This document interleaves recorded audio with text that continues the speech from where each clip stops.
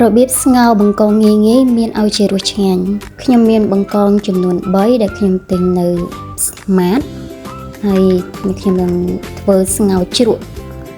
ដែលមានឲ្យជារសឆ្ងាញ់បែបពិធីងាយៗអត់ស្មុគស្មាញដំបូងគឺយើងត្រូវយកបង្កងយកមកកាត់ដៃឲ្យវាខ្លីៗសិនងាយស្រួលទេព្រោះដោយសារតែដៃរបស់វានឹងគឺវាមានកលែអញ្ចឹងយើងកាត់ទៅហើយមួយវិញទៀតគឺយើងត្រូវធ្វើបង្កងឲ្យបានស្អាតដោយសារតែកន្លែងខួរចិត្តខួររបស់វានៅលើខាងក្បាលហ្នឹងគឺអាចបង្កងវានៅនឹងគឺយើងឆ្កឹះឲ្យស្អាតដើម្បីពេលដែលយើងញ៉ាំទៅគឺស្និទ្ធមាត់យើងធ្វើឆ្កឹះសម្អាតវាឲ្យបានស្អាតដើម្បីឲ្យការស្ងោររបស់យើងហ្នឹងពេលដែលយើងស្ងោរទៅយើងទុកចិត្តថាយើងបានធ្វើបានស្អាតបាតហើយបង្កងនេះផងដែរវាធំល្មមដែរធំគួរសមដែរចំនួន3ហ្នឹង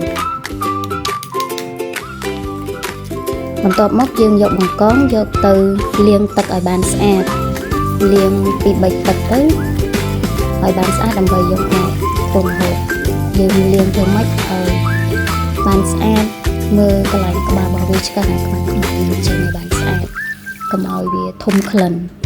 យើងលាងហើយយើងស្រោះវាទុកម្ដងបន្ទាប់មកគឺយើងលាងជី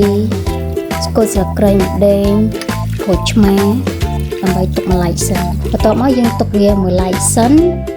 ហើយយើងរៀបចំទៅដាំទឹកដើម្បីស្ងោរយើងដាក់ទឹកម្សៅល្មមដែរតាមចំណង់ចំណូលចិត្ត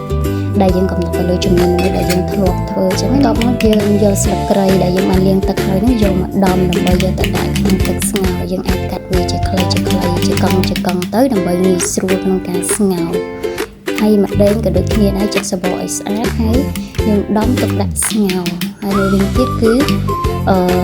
ដាក់អាចអត់បានគឺគល់ខ្ទឹម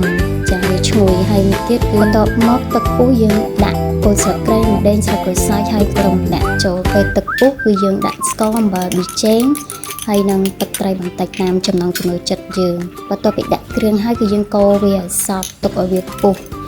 ហើយបន្ទាប់ពីពុះហើយគឺយើងនឹង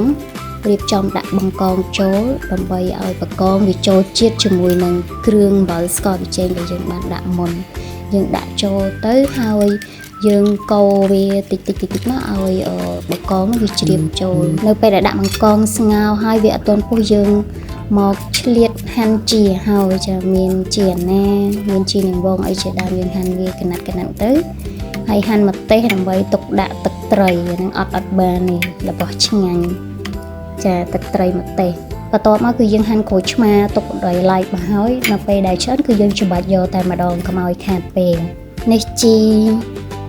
ក្រូចឆ្មាយើងហាន់ហើយយើងទុកម្លាយឥឡូវយើងមកមើលស្ងោរបកងយើងពុះហើយខូចមើលទៅតំណងមែនតើចាហើយយើងភ្លក់សិនបើស្ទើរគ្រឿងគឺយើងអាចថែមតាមចំណង់ចំណូលចិត្តយើងបានចា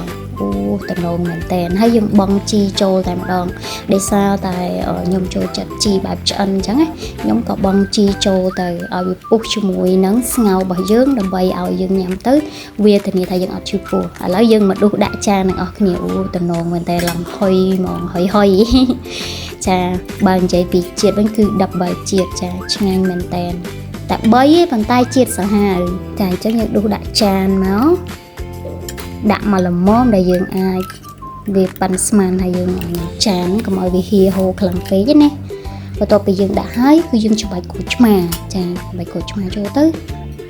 ចំណងខ្ញុំចិត្តយើងចង់ជូរខ្លាំងច្របាច់រៀងច្រើនទៅបើជូរតិចច្របាច់ល្មមតែចានេះលទ្ធផលអរគុណជម្រាបវីដេអូក្រោយបាយ